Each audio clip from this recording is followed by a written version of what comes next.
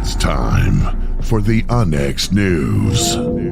Extraterrestrials, time anomalies, dimensions, remote viewing, UFOs, UAPs, and USOs, ghostly encounters, abductions, Bigfoot, and more. Your end of the week news source for everything unexplained. Here is your host for the Onyx News Podcast, Margie K.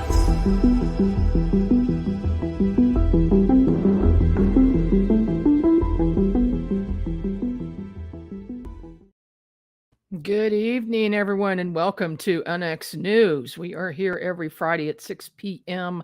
Central Time, 7 p.m. Eastern Time. I'm glad you could join me this evening because I have a fantastic guest, and I know you're going to find this of interest. I want to just mention a few really good conferences that are coming up soon. So you'll want to mark your calendar, depending on what part of the world you live in Philadelphia in May. May 20th, 2023 is UFO Encounters Worldwide, hosted by our own Jesse Peak. And he's got a great lineup of speakers. So do check that out. And you can always go to nextnetwork.com to look at our conference page so you can see all the great new conferences that are coming up this year. And then we also have in April, now this is kind of bizarre because it's the 50th anniversary of the 1973 UFO incident. And when I say incident, I mean a huge flap. There were 500 sightings reports to the local and sheriff's deputies and law enforcement. During that time, it was investigated by Dr. Harley Rutledge, and he wrote a book really about that. It was investigated over several years, so there's a lot going on, and it's still going on today. So that's in Piedmont, Missouri. Then want to mention this coming up May 22nd to the 25th, the Journey to Truth Conference. And boy, do they have a great lineup. I am actually speaking at this one as well as the Piedmont one. And really good speakers that are set up for this 4 full days. So you're going to want to check that one. And then finally, we got the Journey to Truth. Okay. Finally, I want to mention our own XCon in October in Blue Springs, Missouri, which is right next to Kansas City. And you are going to love our speaker lineup. We're going to have a film festival. We've got speakers, we've got vendors, and a banquet with live entertainment. You're going to love that. So mark your calendar for that. Plan on coming to Kansas City during that time. My guest this evening is Jay Bachochin. And Jay, he's a family man in the state of Wisconsin. He's a graphic designer, cinematographer, and film editor. He founded the Wisconsin Paranormal Investigators in 2007 to investigate and research UFOs and ghosts. Since 2014, he's been a solo quest searching for the Wisconsin Sasquatch in southeast Wisconsin. Jay has self-produced 2 documentaries of his research in the Kettle Moraine. His first film, Finding Jay, was produced in 2019, and the follow-up sequel, Beyond the Kettle, Finding Jay 2, was produced in 2022. Both Finding Jay and Beyond the Kettle, Finding Jay 2 are streaming on both platforms on Amazon Prime Video and Paraflix and also Vimeo, and are available on Blu-ray 1080 HD discs. Welcome to the program, Jay. Hey, thanks for having me on, Margie. Appreciate it. Well, thank you so much. It sounds like you have just done some fascinating work, and I know that my listeners are going to want to hear about it. So how did you get interested in the paranormal to start with? Well, I'm gonna jump way back into the '70s when Creature Features were on. I was one of those I was one of those kids that during the summer, the kids would be out playing softball or riding bikes, and I'd be sitting down in the basement waiting for Godzilla and King Kong to come on, or Frankenstein, or Creature Yeah. from the Black Lagoon. All those old classic horror movies. Um, but again, it wasn't just paranormal, it was really supernatural, anything strange. So I guess I was just kind of a strange kid and Hmm. never shook it. But it was always my interest. But what really got me was 1979 in Lindenhurst, Illinois. It was me and my mom and sister and brothers. We all saw one night on a Friday night these lights in the sky, but it was a very long encounter. It was something that we just witnessed in the sky, and we never saw anything like that. The way the lights would come on and shoot across the sky, and it was just hovering. It was like going around our subdivision. It was really odd. Hmm. And my grandpa K, he was in the early chapters of MUFON in Chicago, way back when.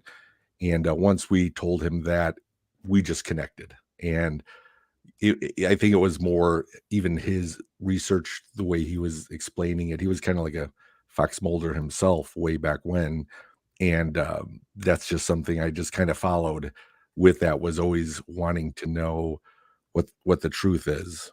You see these things on TV all the time, but how much is that 100% real, or is that just a guilty pleasure, or is it by advertisements? I mean, I really can't say either or, and the only way I could find any of the truth was to go out and find it myself. So that's kind of how I got interested into the weirdness and UFOs. Bigfoot, honestly, Bigfoot wasn't even on my radar until 2013. To me, Bigfoot was the butt end of a joke, and Uh-huh.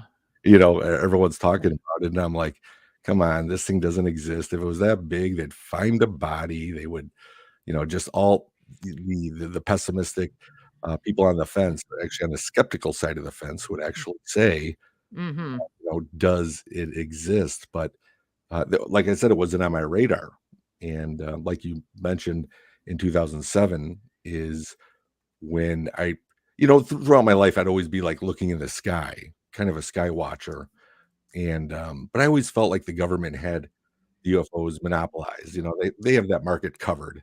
So there's nothing I could really do. You hear, I would be really interested in the documentaries in Area 51 and everything like that. But again, in early 2000 is when Ghost Hunters came out, Taps, and it was the only show that was really kind of that reality, kind of cool, that they're finding stuff, and it wasn't saturated like it is today. And back then I'm just like, is this real? And yeah, so like in 2006, after mine and my wife's honeymoon, we actually went to the East Coast, ended up in Salem for Halloween. They were doing Oh, that's they were the place to be on Halloween. Oh, it is, and they actually had a ghost tours and Oh, everything. We're like, "All right, yeah. let's go on a ghost tour." And I think I took a picture of dust which looked like an orb, and I was so excited. I mean, look what I caught out of this whole night. And I'm like, when we get back though, I really want to take it serious and kind of see what the truth is about ghosts, being out there. And then, I ended up forming a team. We got a website that we started getting requests. And then we started doing kind of the pay and plays, I call them, like Ohio State Reformatory, all these different ones that you would actually go there to pay to investigate. And it was definitely a real cool journey. But, at the same time, I always said, what is a ghost? I mean, we've been taught since birth that it's just somebody who died and they're hanging around. But do we really know?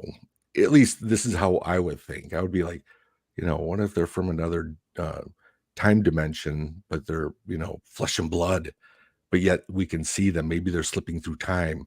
I don't know. I Mhm. wanted to expand on that, but at that point, I'm kind of got more to the point where I wanted to see something physical. And I live literally like 15 minutes away from Bray Road in Elkhorn, Wisconsin, where the late great Linda Godfrey, who sadly passed away last November. We became really good friends, and studied her stuff. But that was the cryptid of the Dog Man, this 7 foot tall walking upright canine. And so I'm like, all right, you got the ghost, and you're waiting for people to, to request an investigation. And if that wasn't there, you're going to go to the graveyards. You're going to do those typical things. But Bray Road, I'm like, oh, it's right in our backyard. We don't have to wait. You can't get off on any of those roads because it's all privately owned farmland, but you can drive it. It's a public road. And I'm like, let's just patrol it, and see what we can see. You have to. That was kind of cool about it. And because Elkhorn is south of where the Kettle Moraine is, then you got the Kettle Moraine, which is 150 square miles of woods, lakes, depressions, and it goes up through 100 miles through the state of Wisconsin. So it's a sliver. And if you look on a Google map and you just see this kind of green belt, you're thinking that's nothing compared to California, Washington, British Columbia, all these other really big places. But we're like, well, let's kind of drive up through the Kettle and look for the Dog Man. And what I found there, that's kind of where the beginning of the story starts. So that's my long version. Yeah. So first you're into UFOs, then ghosts, and then the Beast of Bray Road catches your attention. Yeah. So what did you find? Well, as far as the Beast of Bray Road, before investigating Bigfoot, would generally, I've seen some weird things off Bray Road early on, and there was one time during the day that we just kind of pulled off. Like I said, you're not supposed to get out and investigate, but I'm like, I'm just going to pull off the side of the road out here. And it was during the day. It was in April 2014, and as we're sitting out there, I see this auburn shape. You've kind of got the plowed fields already. Again, it's April, so nothing's harvested yet. And then a tree line, and I see this auburn object just sitting on the outside. When I mean sitting, it didn't look like it was standing like a man, but it didn't look like it was a quadruped, like a horse or a deer. It was just an odd shape. And as I'm driving up to it, because it was about 100 yards, 150 yards away from that location, as we start driving up, I'm getting closer to it. As I'm getting closer to this object, it's disappearing. It's becoming one with the tree line. Like it never moved. It just kind of melted away into the trees. I'm like, where did it go? So that I always thought was really interesting. So that's how come I was basically always patrolling, I like to call it, Bray Road and the surrounding roads. But that led me to the Kettle. And one fateful night where it all began is there was 4 of us. We got brave on an October night, 2013 actually. And we get out, and I have like this old crappy digital tape camcorder that could, had infrared on it. And we kind of pulled off the side of the road, just walked these trails in the dark, 9 o'clock at night.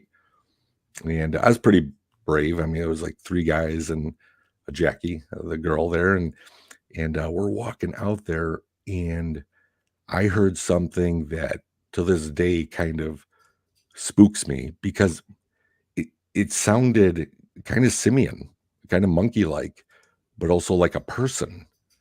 And I caught a little bit off that. That's in my first documentary. I think there was 5 different calls, and I caught one clear one. That's in my first documentary. But that made me think, it was Dogman, but it sounded more ape-like or person-like. And I'm like, I wonder if there is something to Bigfoot. And honestly, it was hard for me to say. Back then, I called it the wood beast. Okay.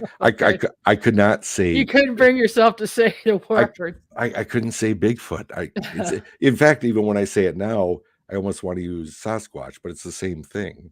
Yeah. You know, you could say the wild man. That's what they called Bigfoot prior to Bigfoot being coined. So I honestly was saying, yeah, I'm out here looking for the wood beast. Like, oh, really? The beast of Bray Road? I don't know. I really don't. And but that's what really started it, because after that call, the vocal that I caught and heard made me want to keep going out there. And I remember it was this one Sunday afternoon in February.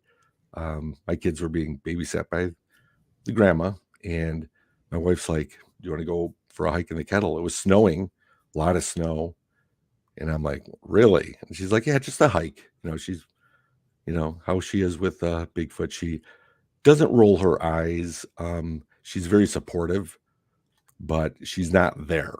Okay, she has a bubble, and that bubble does not have Bigfoot in that bubble. I gotcha. My And husband's the same way. yeah, it seems definitely a lot of couples out there. It's either the husband, the wife, or whichever. Sometimes it's both, which is really cool.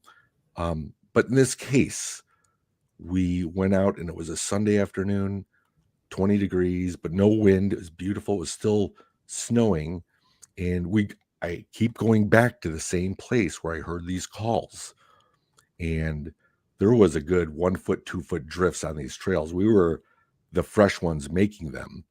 And of course, my wife, we're all bundled up and she's trudging through, and I'm trudging through, but I'm also, kind of, growing eyes on the side of my head just to kind of look around. Well, she keeps kind of going up and around this little bend about 50 yards from me. And as I'm kind of catching up to her, I see these two big divots on each side of her track. Now, if you've walked in the snow and deep snow, you understand we don't lift our feet up. We seem to drag. So we're like leaving, trail like a snail mark, where we're going, because we're dragging our feet instead of lifting them way up. And I thought, wow, is that well, at first I thought maybe it was like a rabbit print.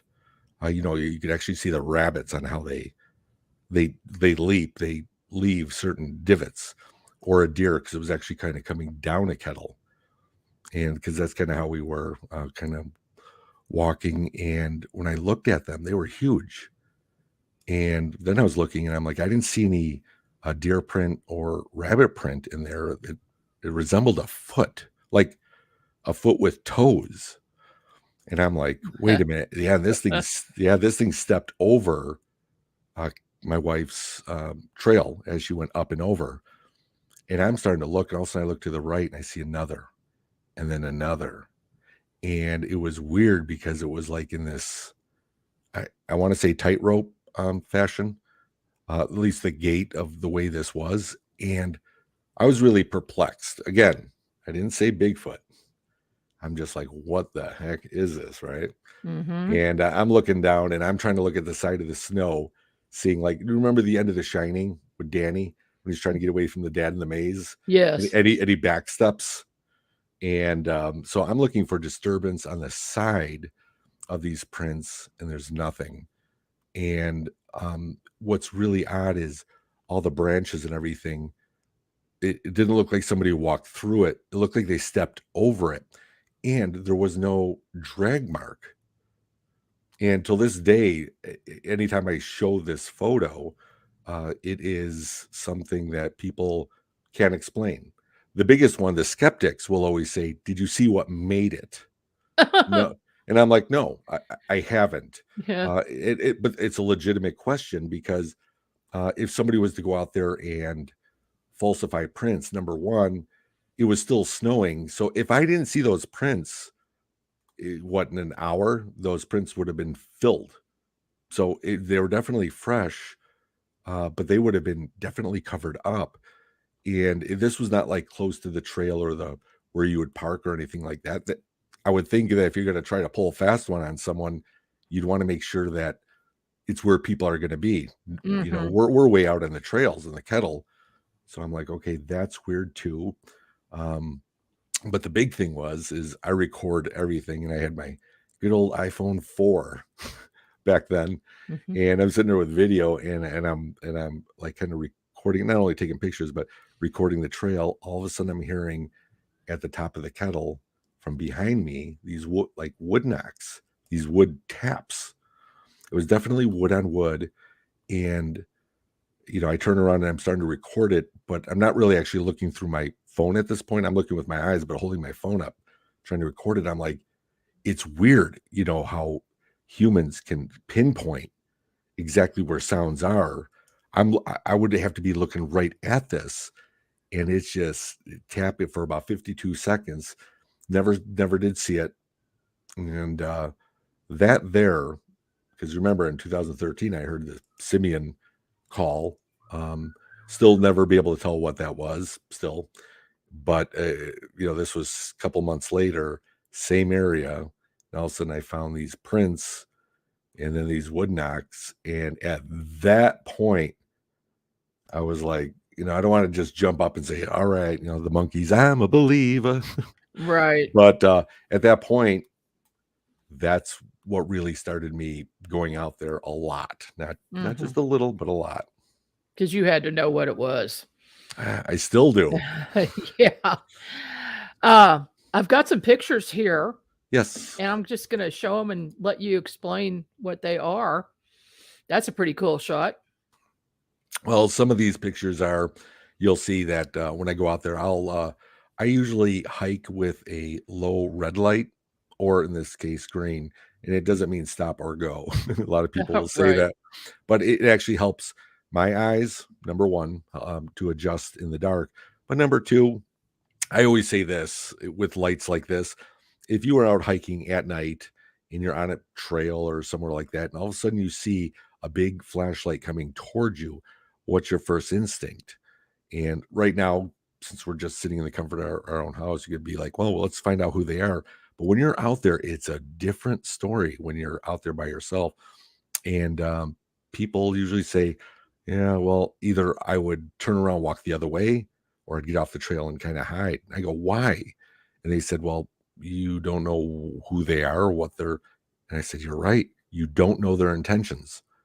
Therefore, when I go out and hike at night, I believe that I don't want to come out aggressive when I'm out there with the Bigfoot people. That's what I'm calling them now. Where I don't want to blind them, come across aggressive. So it's kind of a win-win for both of us. But that's that picture with that light. That's how I hike with multi. That's a good idea. What's this? Well, I take a lot of different pictures of trees, and even in the Bigfoot field, people are not always, privy with the structures or the breaks, because what you're seeing there, you look around the other trees, you see if there was a windstorm, you see if the tree was dead. In this case, it's closer to the edge of the tree line, which could have been a fallen break at that point. But I document everything. I have an abyss of memory, 2 5 terabyte drives, and that's just one of them. So That a looks lot, like it's pretty high up. yeah, and that's one of the big ones. Like if you ever see any trees and they're, you can see where they're broke or where they cracked, then those are always the ones that I find interesting. But they always say, if you're not out in the woods and a tree falls, do you hear it? And I'm always like, well, in this case, trees fall all the time. That's part of nature. There's a lot of times where, 2 trees can actually fall together to create an X. And I know the X is a really big thing when you're out in the woods and you're looking at this stuff. But yeah, so the picture you just showed there was pretty much just saying, hey, I'm going to document this. Don't know what it is. And I kind of move on. If I found a bunch of them that were exactly like that, then I have something to refer back to. And that's why I take that many pictures. Okay, well, we're going to take a short break, and when we come back, we will talk more with Jay and his is Bigfoot Encounters. This is Margie K with NX News. Are you thinking about purchasing a wood-fired heating or cooking appliance but don't know where to start? The new book, Wood-Fired Heating and Cooking, will guide you through the process and make the decision much easier. Find out about wood stoves, wood-burning fireplace inserts, masonry heaters, cook stoves, brick ovens, and more. Learn about operation and maintenance, buying and storing wood, even how to make your own charcoal. A bonus section includes delicious recipes for cooking in a wood-burning oven, grill, tandoori oven, or smoker. The wise homeowner, prepper, or homesteader will have the ability to heat their home with wood when the power goes out or to save money on increasing gas bills. Wood-Fired Heating and Cooking is available at Amazon. Visit www.woodfiredpub.com for more information. That's woodfiredpub.com. My book, The Kansas City UFO Flaps, covers cases that have occurred in Kansas City over the years. Kansas City has long been a UFO hotspot since before the year 1900. I cover many of these cases, starting with the airships in 1897. I cover a lot of cases and speak with actual witnesses. You'll see photos of UFOs and find out why this may be happening in Kansas City. And what is creating portals that could create interdimensional openings. Read about the events that we've held in Kansas City to discuss this and more. Visit unxmedia.com for more information. The book is available at Amazon.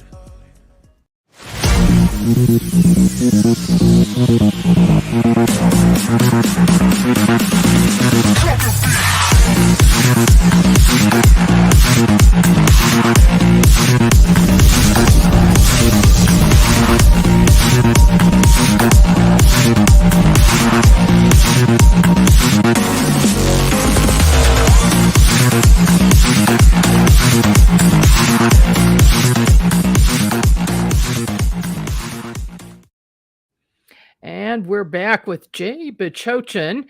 This is Margie K with NX News. And Jay, we're talking about Bigfoot this evening. I wonder if you could explain to people some of the things that they might look for in the field as far as structures are concerned that might be connected to Bigfoot. Yeah, well, one of the bigger things that I look for, because don't forget, I always say I'm not an expert at all. I just go out and I'm constantly learning about this. But what would really get me is if you're on the side of if you're walking on a path and something on the side of the path seems to be off a little bit, I always say maybe 99% chance it's either forest management cleaning up branches and putting them aside, or people just messing around. What I would look for is something that isn't just fallen, like, if you did find a tree and it just kind of fell over. I'm looking for misplaced species of trees put together. So, I was talking to you about the X. You have trees that, they're, vertical and they're going to fall, they're going to create the X. But some of these X's I have found out in the woods are actually broken at the bottom. They're not fallen trees, and they're placed there, and they're different species of trees that they're leaning up against or the surrounding trees. So I definitely look for those. And again, I'm not an expert tracker when it comes to this. I mean, if it's a big hole, in the ground, which I did find and cast my first print this year after 10 years. And those things will just kind of jump out at you. But that's kind of what I look for is you find a really tall tree, in this case, like a spruce or something, and it's 12 feet tall. And then you see at the very top of the tree cracked over to give it, kind of a 90-degree angle. Those are something that I definitely would look for because, again, it's height. And, I generally go, is a bird gonna, fly and hit it and make it crack and make it good? No, something had to break that to push it down. Hmm. And again, people would say, well, it could be the wind. Well, now you're talking about wind of just, the thinnest part of the top of the tree just cracked over, or, a larger bird landing on it and it cracks down. There's a lot of different things, but it's the ones that I see is a fully crack like that. The tree, in my opinion, would have to be kind of tall for it to do it. If it was shorter and it was something that, I'm 6 foot, if I can reach up there and crack it, I would say that anybody else could have done that too. And I have found a lot of those. So the displaced X's, like I said, the cracks at the top of the trees, the imprints of, either anything that it physically could leave, foot, hand, that could be. And yeah. Hmm. And it's basically right here. This picture that you're looking at was taken in this past January. That tree in front of me is where I saw.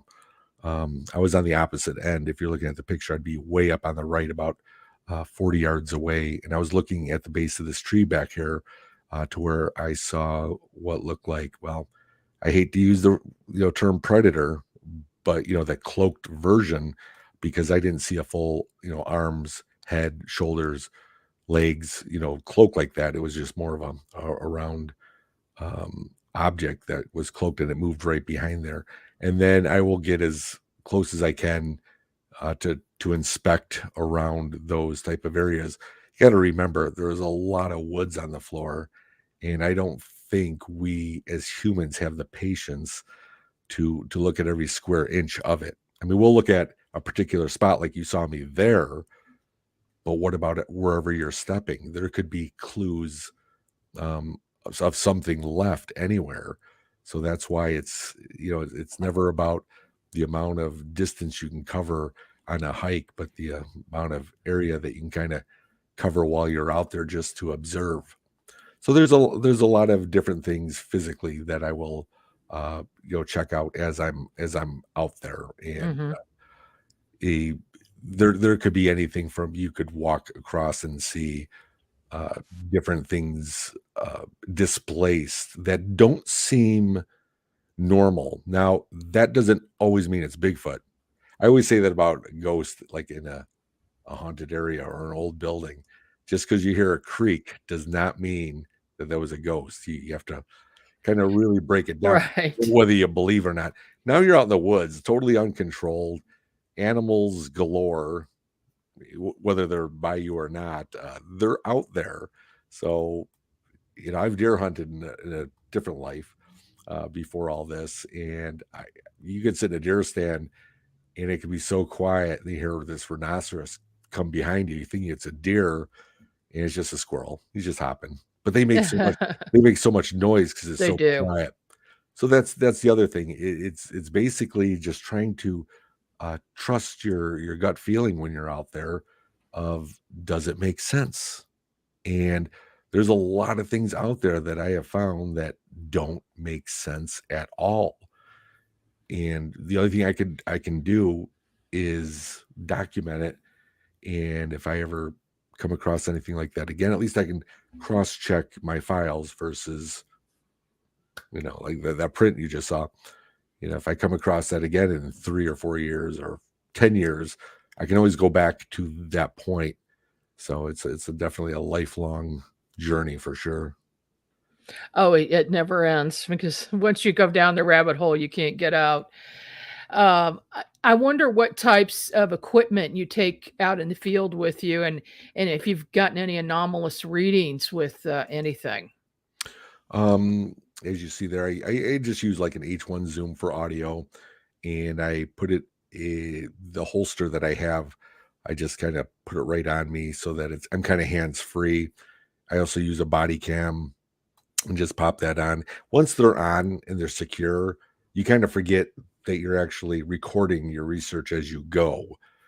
And that's one of the bigger things, because when I first started out, I got this huge handheld unit rig that I was able to put all those things on there: audio, HD, night vision, bright lights, my thermal, everything on this one thing. I was walking around like this big TV production thing. I'm like, why isn't this Bigfoot coming out seeing me? Well, I started to realize that I was putting too much technology on me, because maybe in the beginning it was about proving the existence of Bigfoot, but I've evolved since then to where at this point, I need to really kind of do this for me. I still document it, and I'll still post things or create documentaries for people that have interest, but I'm not out there to try to prove it anymore. So therefore, I started losing a lot more equipment because I felt like there was too much technology as a barrier between me and nature. Yeah, I had too much to worry about. But if people are going out there, what I suggest is to get a small audio recording unit, like you'd probably do in ghost hunting or anything like that, just to have on you, just to be able to record your journey while you're out there. Body cams, they've really come down in price. You pop one of those on you, and that's it. Then the rest is just pretty much just trying to observe. Again, this is the way I do it. There are tons of people out there that would disagree with me, and they need more equipment to see it. So I really don't think there's a wrong or right way to do this. I think it takes you. I think it takes you for being open to going out in the woods, taking your time, and just what I do is I have 5 different areas that I've been visiting for the past 10 years. And people say, well, aren't you going to go even further north in Wisconsin or Minnesota, or where are you going to go next? And it's like, I don't have my answers here. And until then, I'm really not going to move. And I feel like there's more of I like to say the woods knows me. I'm not saying Bigfoot knows me, but going out there, it's a very familiar area, and I can be out there and just relax. And then also, every time I go out, it's not like this is the day that I'm going to film Bigfoot or have contact with Bigfoot. It's going out there with friends. It's going out to enjoy nature. And if something happens, it's a cool story to talk about and still dig a little deeper into what happened. Other than that, it's just fantastic out there. Just become, very safety is always first. Whenever I speak anywhere, the first thing I talk about is safety first, no matter what you're doing. You're out in the woods. It doesn't mean a Bigfoot or a dogman or Mothman or anything is going to get you. The bear could. But a bear can. or a mountain lion. Mountain lion. We have bobcats up here. Oh. They've been, there's a lot of dangers. And that's why I always say, always hike with somebody. Don't go by yourself. Never go by yourself. A lot of people will always say that to me, like, are you too scared to go out by yourself? And it's like, no. Well, number one, if I ever went into the kennel and died, my wife would kill me. So I've got to honor that. Right. I've got to honor that. But it's for the safety reasons. You fall down, you roll down a kettle. There's some steep kettles out there. Now, when you say kettle, can you explain what that means? Because we don't use that term in Missouri. So what do you call them? Hollers? Yeah, we call them hollers or hollows. Or hollows, right? Okay, it's really weird. But if you look in Wisconsin, and it's really weird because I always say in the kettle moraine they're inverted mountains. So you're like, well, what does that mean? You've got really deep impressions that the glaciers dug through and left when they created the Great Lakes. So the kettles would be the very deep impressions. The moraine is more of a meadow. All right. So you have a kettle and a moraine. And so you have a lot of openness out there and some deep woods. The impressions of ponds and lakes that just bring all these animals into this habitat.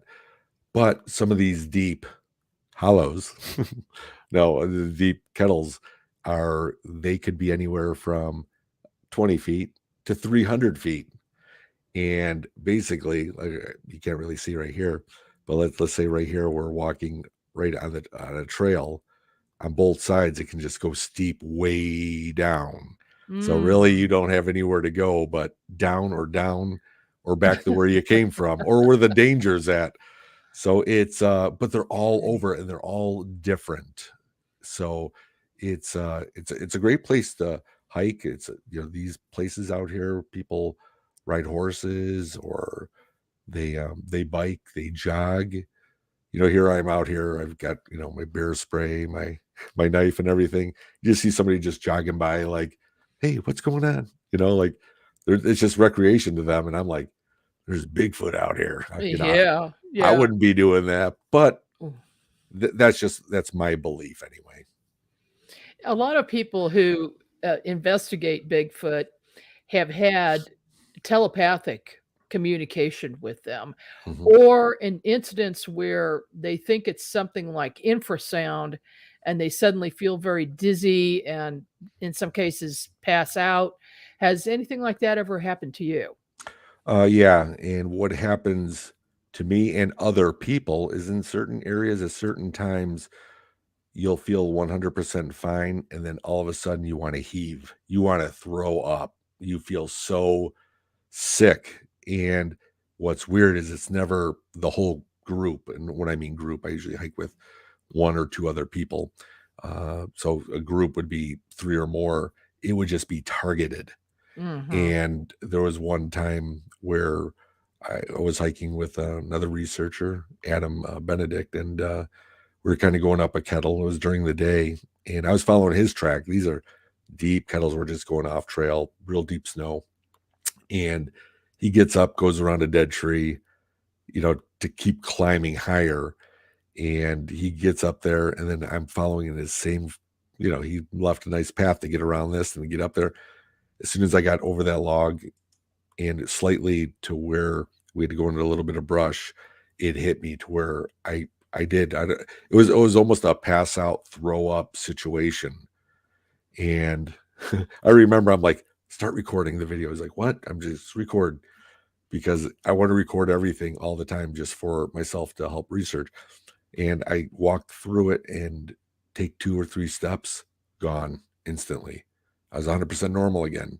Mm. So those are, again, people would say Bigfoot with the infrasound will do that, but I've never seen a Bigfoot do that. So those are some of the things. Just like, does a Bigfoot mimic? I believe it does. A lot of people are going to argue. Did you ever see a Bigfoot mimic an owl? And it's like, no, you can't. But sometimes it's not so much about seeing as believing. It's almost taking this leap of faith or trusting what you have inside of saying, I do believe they're out there, you know? Well, the owl connection is a big one. I in my investigations, I connect the two, and I found that when the owls come, it's like announcing the Bigfoot are behind them, and that's literally happened to me at my house, and a Bigfoot came behind the owl. Anyway, right on cue. We got a question. What do you think of the TV shows like Bigfoot Expedition, or I think it's Expedition Bigfoot? Yeah, I think it is Expedition Bigfoot. Um, Believe it or not, I really don't watch it. Um, I kind of stopped watching the reality shows of like Ghost Hunters, Ghost Adventurers long before Finding Bigfoot came out. Even when Finding Bigfoot came out, I think I would tune into those just for the town hall meetings because I'm just intrigued by other people's stories. But I never really just stuck through it all because it would get frustrating because you're like, again, is this real or is this for ratings?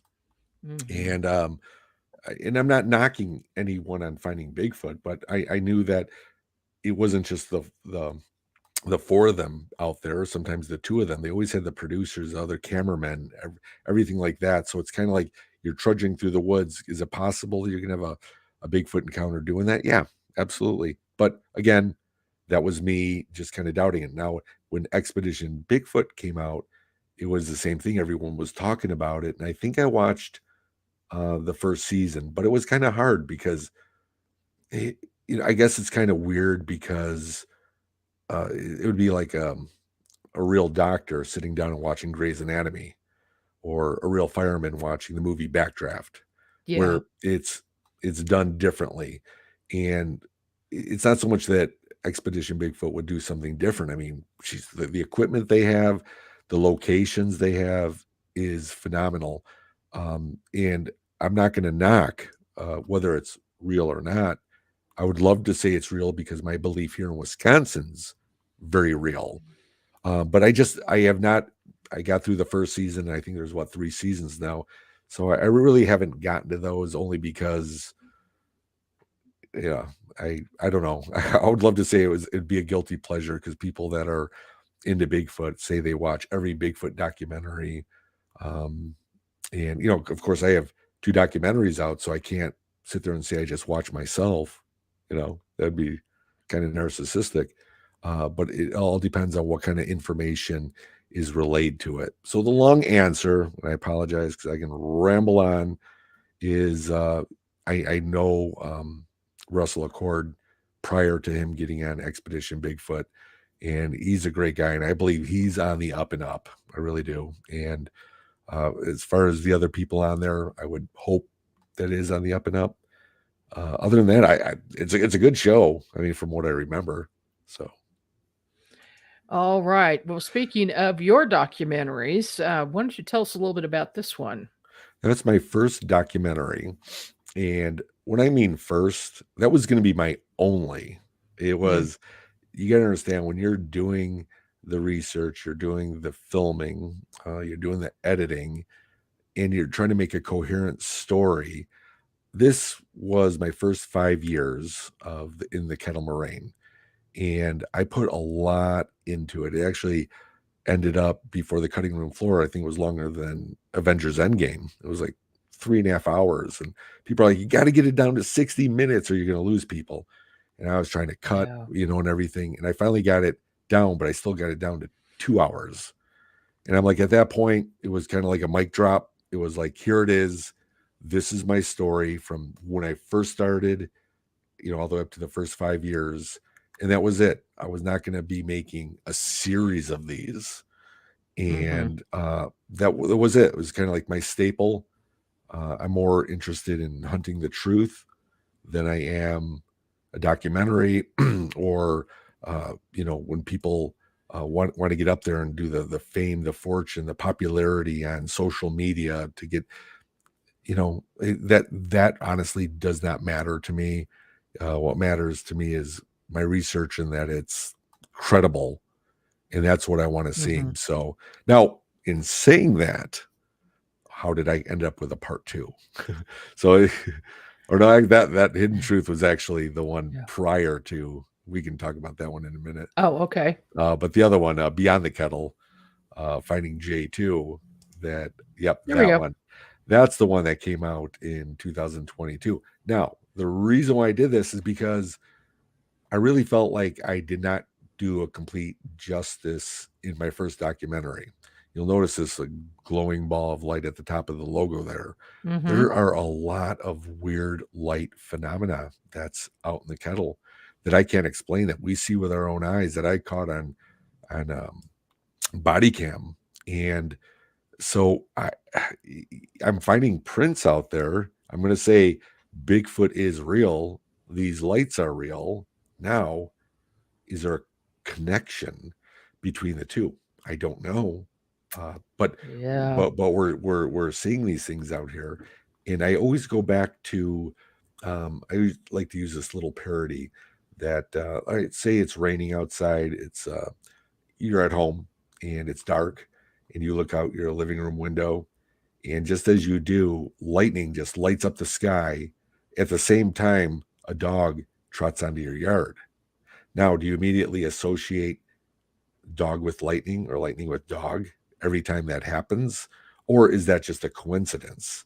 So these lights out here, are they connected to Bigfoot, or are they their own separate entity? And that's kind of what I'm looking at. In 2020, I almost had the trifecta of a Bigfoot experience.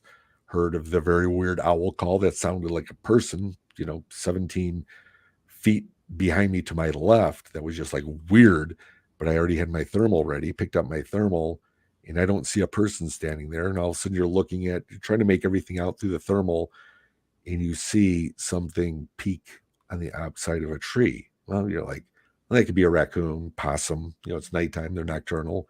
But the way the head kept moving to peak, and then it like kind of took up both sides of the tree, and then became one again.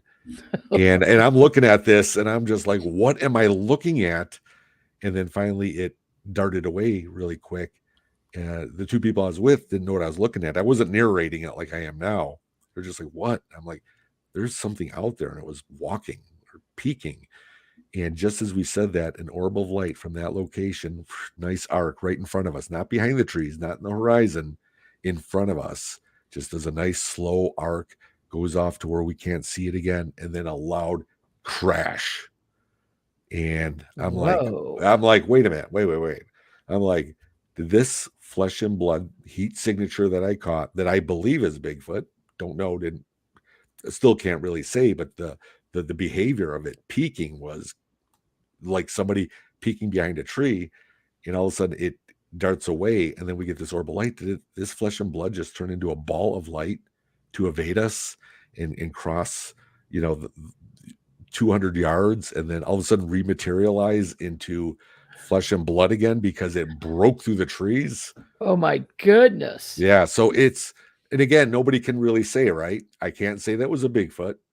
However, we did what I call CSI investigation the following week, brought a bunch of people out there. We got height, measurement, the yards, everything that you can think of. And no matter whatever this was huge in comparison. And it wasn't a raccoon or possum, or it would have been a 600-pound possum or raccoon hanging on a tree, which we don't have those in Wisconsin. And just the way the behavior moved, it was too quick movement. As far as the light, we see those all the time out there, whether they're orbs of light or what I call sprites or Tinkerbells. Tinkerbell just lights just from nowhere, like flashes. It's really weird. And again, I always say we've seen lightning, but coming from the bottom of the kettle up under the canopy of the trees that just light up the bottom of the trees. So there's a lot of weird light anomalies out there that I don't know. But my second documentary dives into it. Is there a possible connection? And again, well, you're making me want to come up there and check it out myself. Yeah. No, anytime you're up here, I will always, especially with the lights. Yeah, I'll definitely extend anytime you're up here, look me up. We'll definitely go out there because it's crazy. And sometimes when I'm seeing these lights out there, it's kind of like, there's a squirrel, because they're just there. And just like ghosts, you really don't know. I mean, we want to say we do. You're in a haunted house and you're doing a ghost investigation and you hear it, or that was a ghost, but do we really, really, really know? Just like, do I really, really know that was a Bigfoot behind that tree? Well, I heard the weird mimic that sounded like a person, the real bad imitation of an owl, the thermal, the orb of light. I don't know. Somebody who actually said, well, what if they're playing catch somehow? Right. And the thing is, until then, I always say, if people say, is there a connection? There could be. I don't know that for sure. But the more I'm seeing this, the more I'm understanding that, Bigfoot is flesh and blood to me. It's flesh and blood. But I believe it does hold something that is definitely different characteristics, that some attributes, I want to say supernatural attributes. Paranormal almost sounds too ghost-like, but our Native American legends that you ever hear, they call them Bigfoot, the spirit of the woods. Why would they call them that? Because they're there and they're not, and that's how we identify as ghosts. Definitely something. All right, we've got 30 seconds left. So how can people get a hold of your films? Well, you can view it on Amazon Prime. Both films are on there. They're also available on Paraflix. It's like Netflix, but it's all super cool. Paranormal, ghosts, cryptids, UFOs, everything you can think of. For people that can't get either one of those, that are in different countries, you can find me on Vimeo. But look at my website. That's the best place to go, is jaybachochin.com. You have all my links to my social medias. I have a storefront there, so you Okay. can take a look at there. And that's it. Thank you so much for having me on. Oh, great. Thank you so much. And we will be in touch. All right.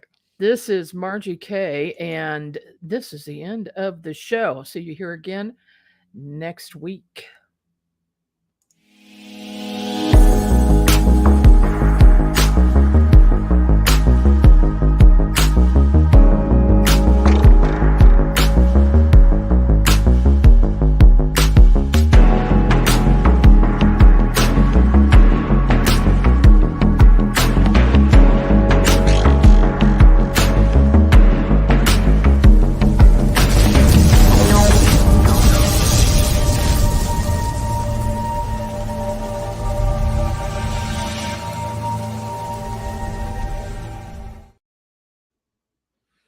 All right. All right. I forgot to say that I talk a lot.